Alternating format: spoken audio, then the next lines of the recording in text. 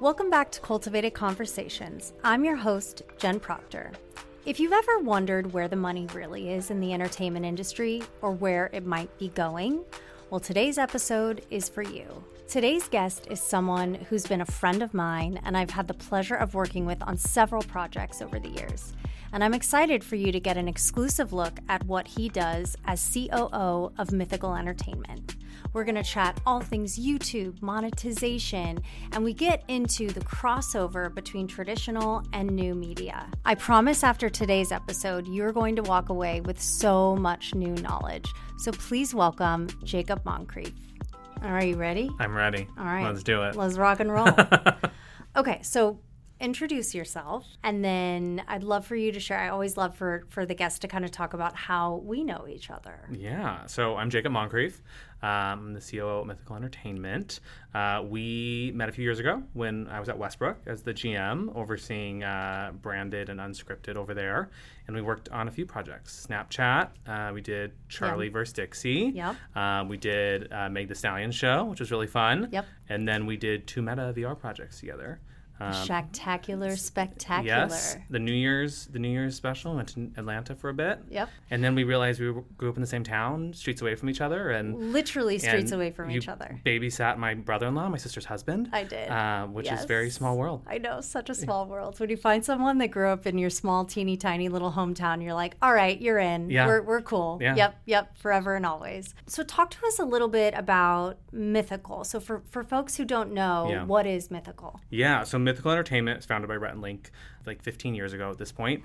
They've been friends for 40 years. They just celebrated their 40th friendship anniversary. 40 years? They met on the first day of first grade in Buies Creek, North Carolina. They got held back from recess for writing profanity on their desk.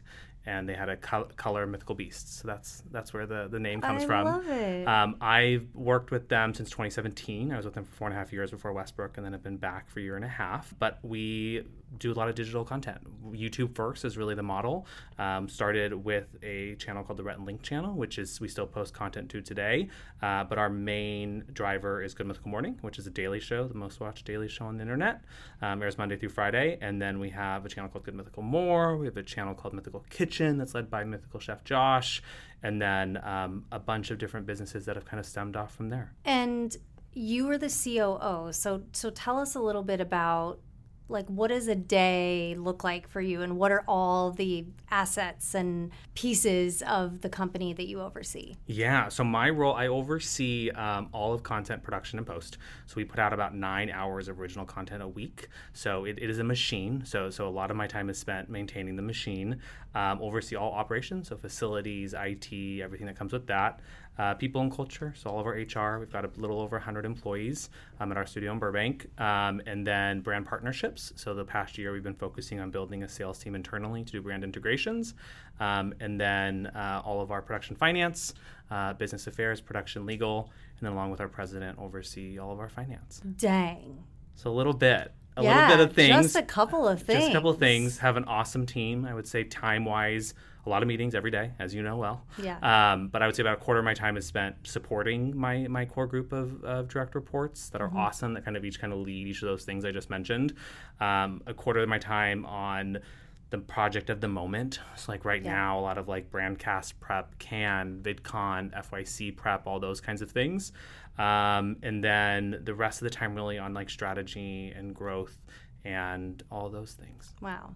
I mean, there's many things about you that impress me, but I think you've accomplished so much in such a short amount of time, right? And so in looking back, because you mentioned like being at Mythical and then at Westbrook, and are there certain moments that you feel like were big shifts for you and really kind of were the pieces that got you to that next step in your career? Yeah, I started at MTV in the scripted production department with like production executives overseeing a bunch of shows when MTV was launching all their big scripted series. Yep. So after some time, I was like, I really want to be on the ground with some shows. I got put on an awesome show called Sweet Vicious. It's an hour-long scripted show that's shot here in LA. After a season on the show and a season in a production office and like working 12, 14 hour-long days, I was like, wow, the growth path in production or production office in traditional is slow. Like, you can be lucky enough to get on an amazing show like Modern Family. No one's going to leave that show for 10 years, right?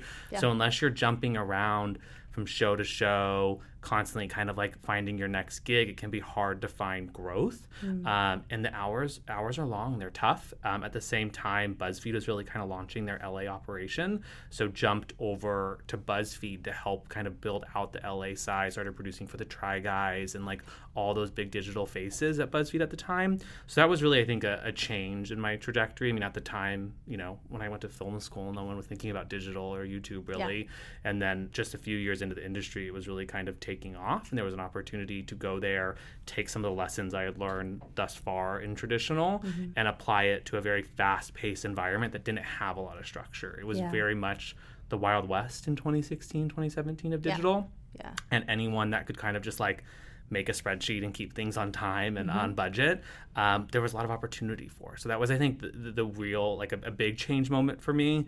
I think the other one was going to Westbrook. Like I spent 4.5 years at Mythical, probably started when we had about 20 employees, helped scale. We went through an acquisition of Smosh, helped building those brands and those production ecosystems, and then going to Westbrook, which kind of balanced between the two a little bit more, right? We did a little traditional, we did a little digital, really started to do more of the brand stuff and be able to work on much larger budgets, which was a really great challenge, and I enjoyed that. And then being back in Mythical now, it's kind of a great combo of all the above, right? Get to touch a little bit of everything, bring that larger budget experience, bring the brand partnership experience, and also work with a team that I have a lot of love for and very proud of building earlier on in my career. Yeah. So being back is fun. And is there a time that you knew, as you were shifting, because you're like someone who could build a spreadsheet, right, and keep things together, but like you also mentioned you went to film school. So was your dream as a kid like to be this creative person? Did you ever think that you would end up more on this sort of operations side of things? I always liked the production elements. Like in junior high, we had like a news show, and that was kind of like my entrance into it. Like we did a morning news show. I've always loved daily programming. High school, worked on the news show, right? Like that was kind of like whatever the version of the AV club was at all those places. But I was always more drawn to the logistical side of things. My parents always say I've had a clipboard in my hand from a young age. So just, I've always leaned in production. When I went to film school, I went to Chapman, got a creative producing degree.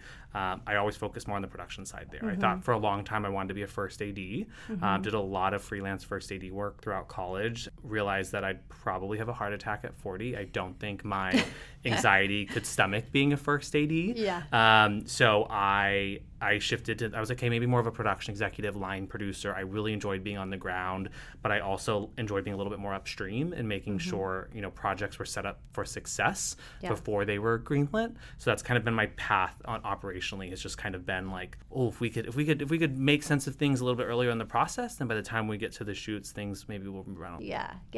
It's fascinating because I feel like you're so, you really are so well-rounded, and just like in the work that we've done, right, it's like you're able to flex the creative muscles and understand how all those elements work, but then see the bigger picture operationally. What would be a piece of advice that you would give to someone, either starting out in their career, or maybe they're at a point where they've just hit a wall, or in this industry of ours they're like, oh fuck? Oh man, I think in terms of like the collaboration with creative, like I enjoy producing on the logistical side. I think the way I've always viewed the collaboration is like, my job is not to say no. My job is to say like, this is what's possible with the budget and the timeline we have. So like maybe we can't have 2 elephants on set, but maybe we can have a zebra, right? Yeah. Like an actual conversation I dealt with once. So like, that's kind of always been like my view of the collaboration. I think for people that are starting out in their career and like entering the business or getting into digital, like it is very much that, right? This is a people business more than anything, and you have to know how to communicate. And when you're working with creatives and big feelings and big visions, it can be challenging. And if you come in and just like steamroll people, you're not gonna get the results you want. So if you can kind of find that balance of like understanding the vision, understanding the creative POV, and then trying to mesh that with the budget and business side, being mindful of things like ROI, and like at the end of the day, like things have to make money. that's where I've kind of found my sweet spot. And I think the thing that keeps me sane and enjoying collaboration still with creatives. Yeah. And it's such a great piece of advice that you just gave, just about being a people person. I always say there's no time for assholes, right? No. I have no room for assholes. And I think even just looking back on my career 15 years ago, let's say, the way that people treated everyone, and we have come a really long way, which I think is really refreshing, right? It's like our generation of people are now becoming the leaders, and I think it's a much different industry to get into, but it's also a very challenging time to get into it. So I want to talk a little bit about traditional media versus new media, and all of this is evolving. I mean, it's going to be different next week than it is today, right? But I think you've had a front row seat on this sort of collision between traditional and new media. So what are some of the things that you've seen change the most in the last few years?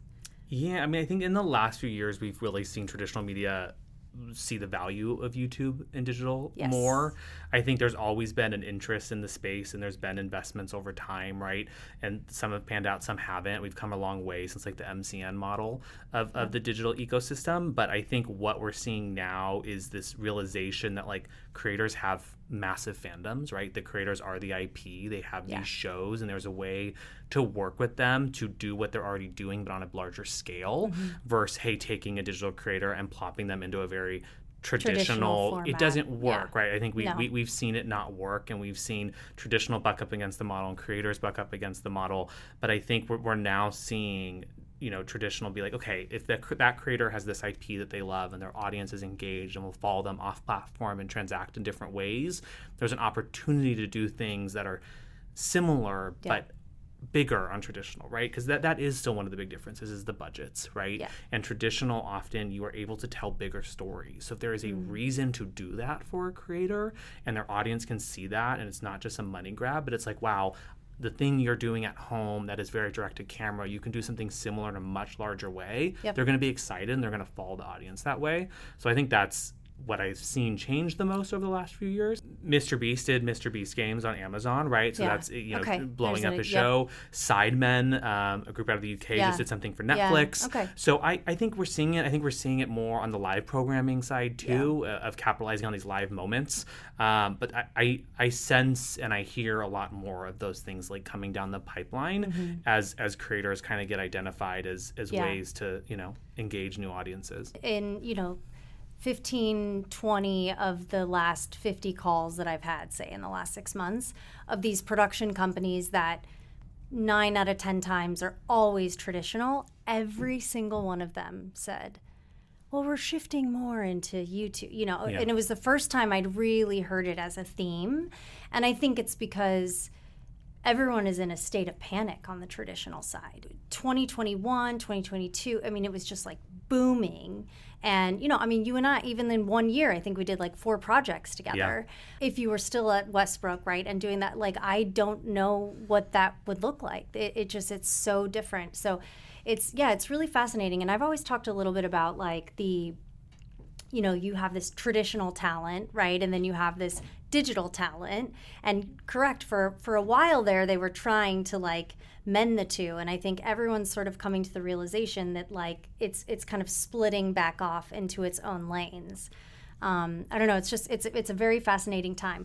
What do you think that the traditional studios misunderstand about digital? I think there's a difference between an influencer and a creator. I think when you're thinking about long form video and YouTube in particular, I think the content is different, the creative is different, the way the audience engages is way different. I mean, we are making television at Mythical, right? Over 50% of our viewership comes from people viewing on the TV now, in the living room experience, right?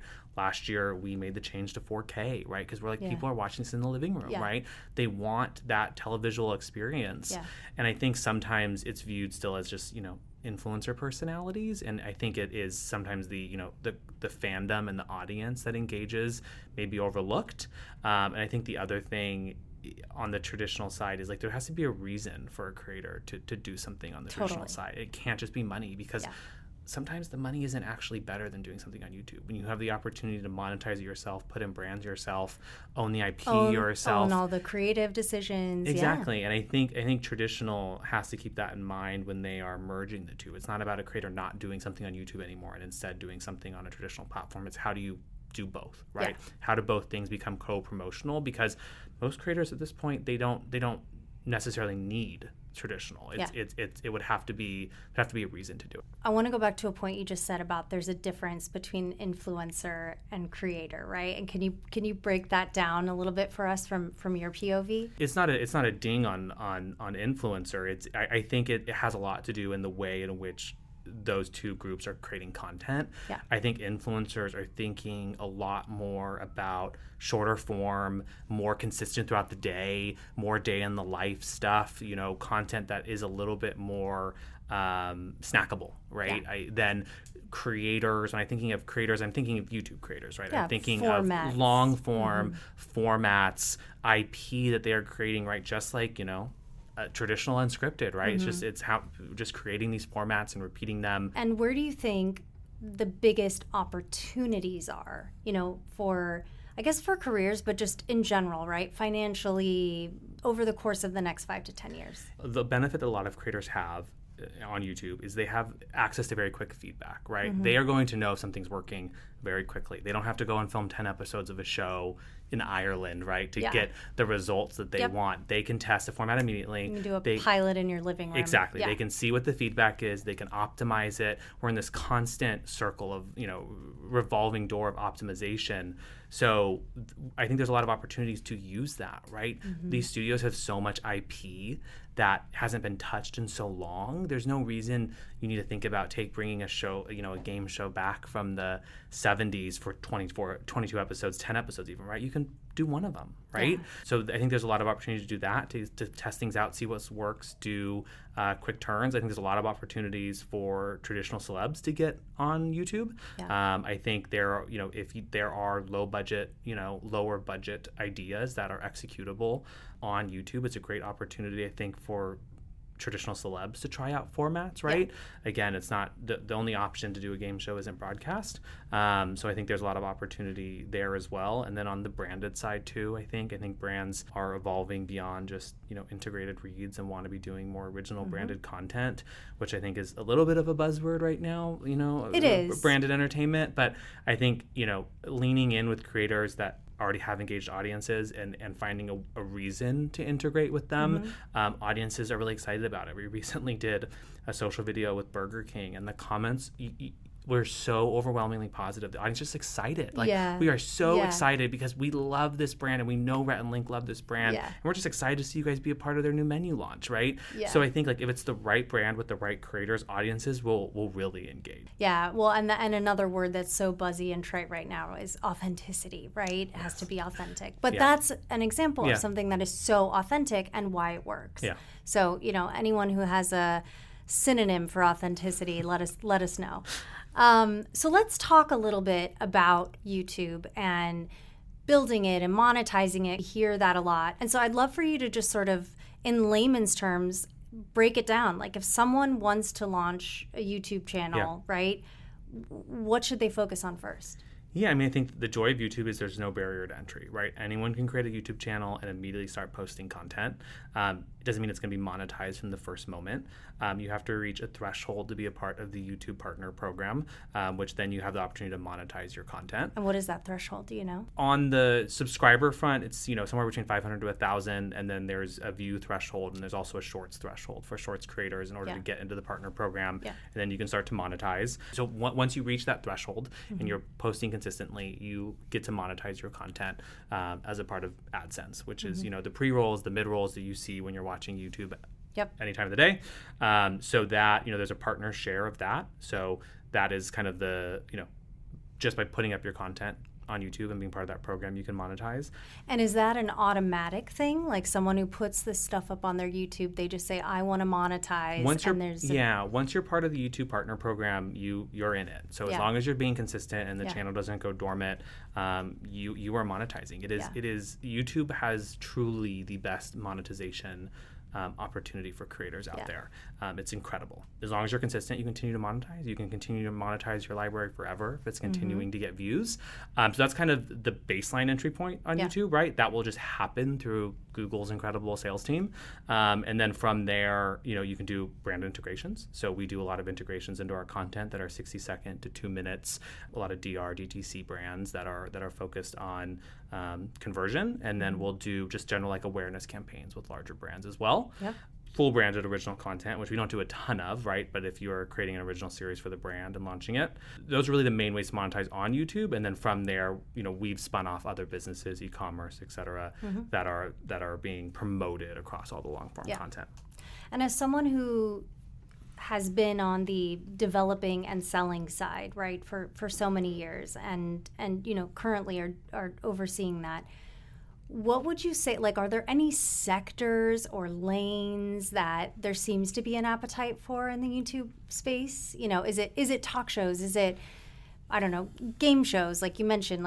That's a good question. I think we're still seeing a lot of variety. We have this belief that, the traditional cable and broadcast categories are going to be recreated on YouTube, right? You're going to have your HGTV home DIY. You're going to have your late night, right? That is our comparable for Good Mythical Morning. You're going to have your Food Network comparables. You're going to have your true crime doc comparable, right? And you look and you see creators in each of those verticals on YouTube. So I think there really is an appetite for connection. I mean, that's ultimately the starting point for a lot of YouTube content is people want to feel a connection with you as a creator. That's why you'll see a lot of YouTube creators have their camera a lot closer than you would maybe find, on a late night show on a broadcast network, right? The camera, when you look at Good Mythical Morning, the camera's right there, right? Right in Rhett and Link's faces. It's intentional, right? You want to bring people in as much as possible. But I don't know if there's any particular vertical we're seeing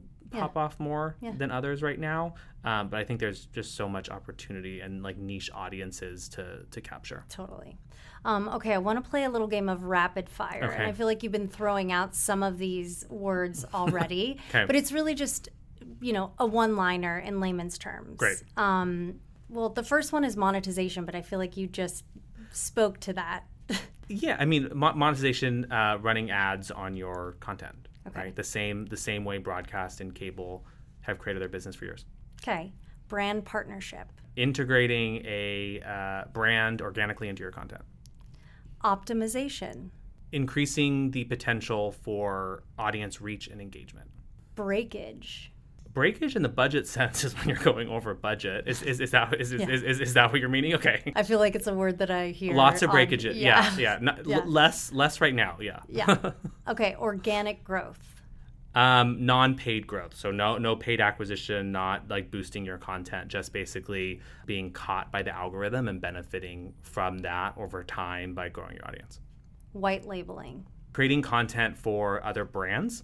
Often times meaning. So if we create something for a brand account and then they may run it as a paid asset. All right. Killed it. Being tested. so articulate. Okay, so as someone who works with budgets, I mean, huge budgets, probably some smaller budgets, I want to kind of dig into a little bit about how budgets work in the industry, right? Is there one thing on every budget for every production that is the biggest line item or the biggest spend? Mythical is an interesting beast because Rhett and Link own the company, right? There is no network. No one is greenlighting our shows. We're deciding what we want to do and how many episodes we want to do and how long we want to do it for. Sounds amazing. It's great. It's wonderful. We have all the freedom. There's no production company fee baked in, right? Yeah. 90% of our team is full time, so our freelance spend is very minimal. Our budgets are mostly hard costs, props and set design purchases, culinary purchases, lunches for crew. Those are really our budgets. So our budgets are a little different at Mythical. I would say outside of Mythical, I would say the largest expenditures are often related to cast and then locations. So whether that location is a travel location or a location you're building out or a location you're renting, in my experience, those have tend to be the two largest single expenditures. Traditional budgets, right, versus the YouTube budgets.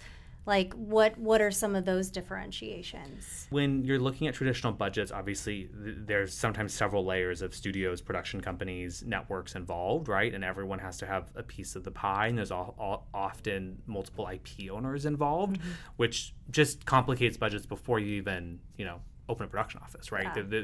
There's so many pieces to be cut in. In general, budgets for traditional tend to be larger. The reach is often larger, right? Theatrical releases have a much different economics, and the way in which you recoup dollars are way different than on YouTube. When we're thinking about YouTube budgets, we're looking at how can we monetize, back to monetization, right? Yeah. How can we monetize the content? What does monetization look like for 7, 30, 60 days, similar to how a broadcast network would look at it, right? Yep. And then we're obviously looking at library monetization, right? We have thousands of videos in our library that will continue to monetize forever. So when we're looking at budgets, we're balancing those things, right? Yeah.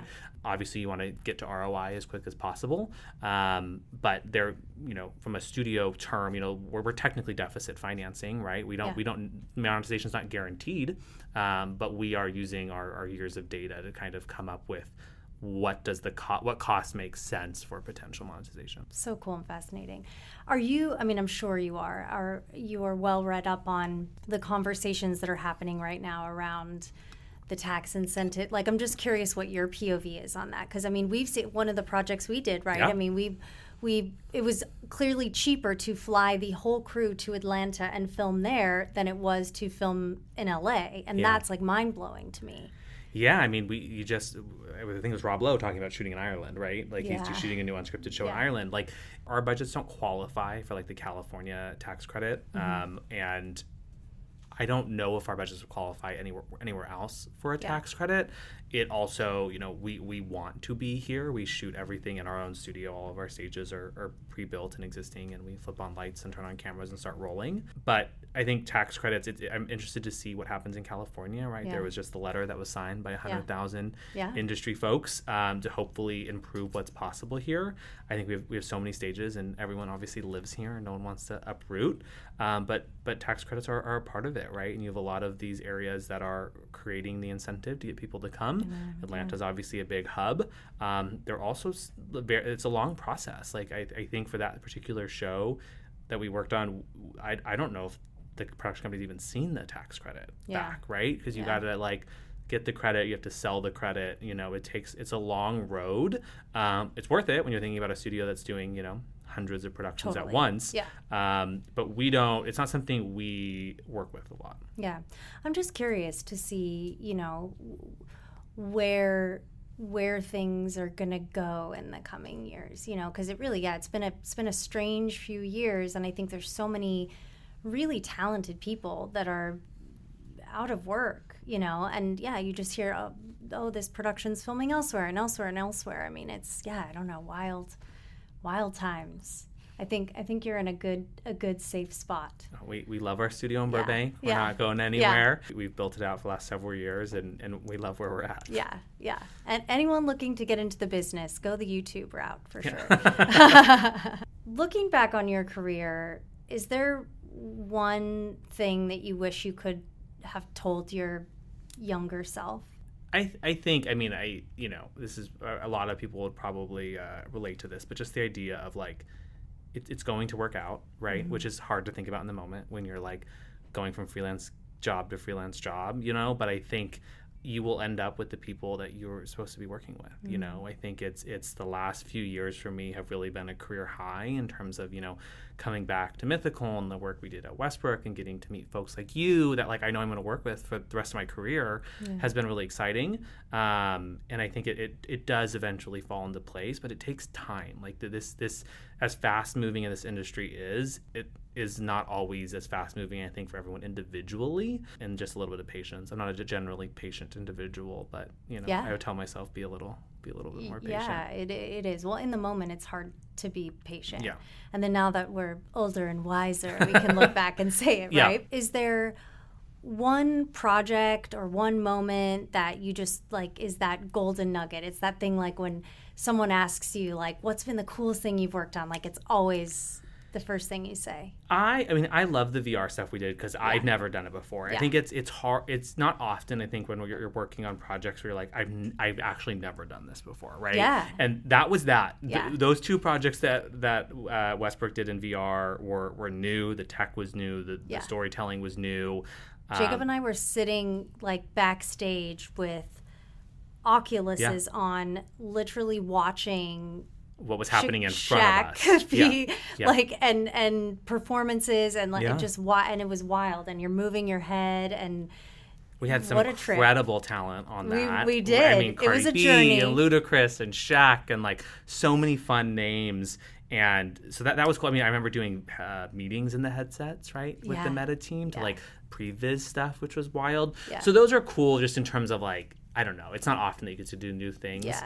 I also think exposure was a really cool one for me, and I think it continues to be a great example and case study in the room. You know, people talk about like branded content and brands making shows, and it's like, well, we have this great example of this show that ran for 2 seasons and is on Hulu and YouTube. Totally. And like, was that Samsung was an incredible partner in creating a series that was entertaining but had was technically branded content. There was a purpose to it. There was a story to it. It was done so well. Yeah. It's actually like the ultimate example of branded content.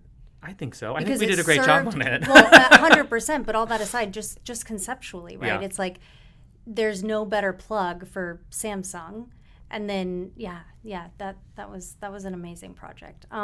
Well, tell us, like, is there anything that you're working on or anything that's coming up that you want to make sure we check out? Yeah, I mean, we've got all the content coming out all the time, right? We've got Good Mythical Morning, Monday through Friday. On the Mythical Kitchen channel with Mythical Chef Josh, we have Last Meals, which is our interview series. We've got some awesome guests coming up. We've got some fun FYC stuff coming up, so making a push there. Tell everyone what FYC is. For your consideration for the short form category for the Emmys, which we're really excited about. So to be working with YouTube to kind of really champion creator content and push for recognition of what we're making as television, and should be considered in line with everyone else. And those are the big ones right now. And where can we find you? Find me at on LinkedIn. You can find me on social at JT Moncrief. And then Mythical is pretty much at Mythical or at Mythical Kitchen on all social platforms. Incredible. And that's a wrap on another episode of Cultivated Conversations. Please check us out on social at Cultivated Entertainment on Instagram, TikTok, and Facebook.